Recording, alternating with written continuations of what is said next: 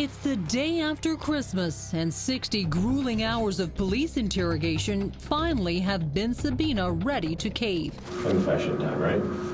Well, I did it. What Sabina did was brutally execute his pretty young wife, Jennifer, a police officer. She was very well loved. During his interrogation, Ben Sabina shocks detectives again, telling them he was the one who was supposed to die. I wish I could have just killed myself. Why didn't you? Because she would have killed herself after that. Believe it or not, Sabina claims that's the reason he executed his wife. In his warped reality, Ben tells detectives he believed if Jennifer killed herself, she would go to hell. Part of me wanted her to be in heaven, so I didn't want her to be dealing with it anymore because it was just too much for her. But Dr. Ashok Badi, a board-certified psychiatrist, has a hard time believing Jennifer Sabina's vicious murder was a mercy killing. It's a lot of hatred. If you want to make sure someone is not suffering, you shoot them in the heart. As a soldier, he would know that shooting someone in the face is not the way to kill someone. That's anger. And Sabina showed a terrifying glimpse of that anger when detectives left him alone in the room with the camera still rolling. If they ever make a stupid documentary, this is the photo they're going to take. In mind, I'll kill her. Ben Sabina is charged with first-degree intentional homicide. He first pleads not guilty, then changes it to not guilty by reason of insanity. The defense has to prove is that Benjamin could not determine right from wrong.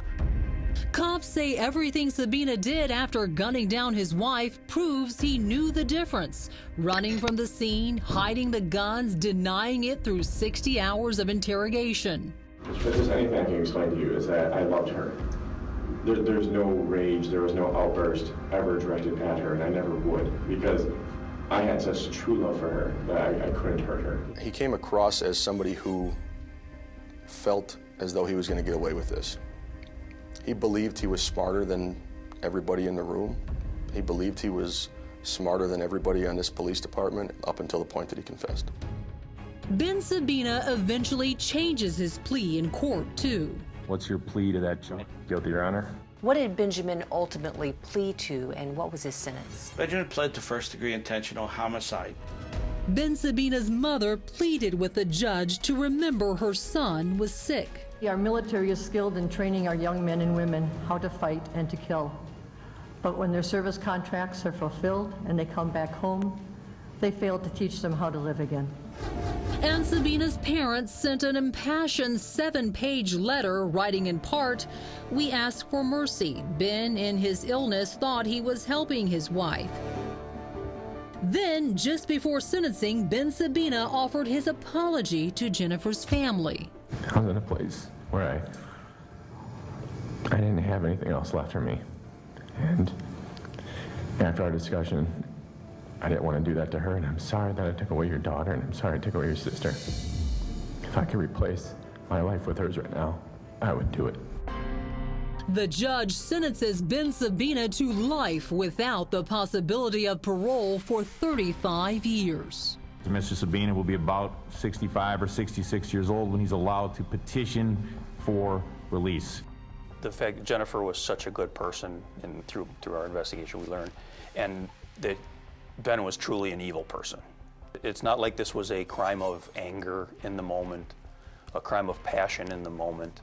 This was a calculated, evil person laying in wait for somebody that they supposedly loved, and then just completely violently killing her. I just wonder if every day, if he stops to think about what happened. Eats away at him? Yeah, I hope so, because he destroyed something beautiful for whatever reason, and not a good reason. Jennifer Sebena seemed to love everyone, and everyone seemed to love her. She only served as an officer for 2 years, but she touched so many hearts, especially those behind the Wauwatosa police badge. As we are present here today,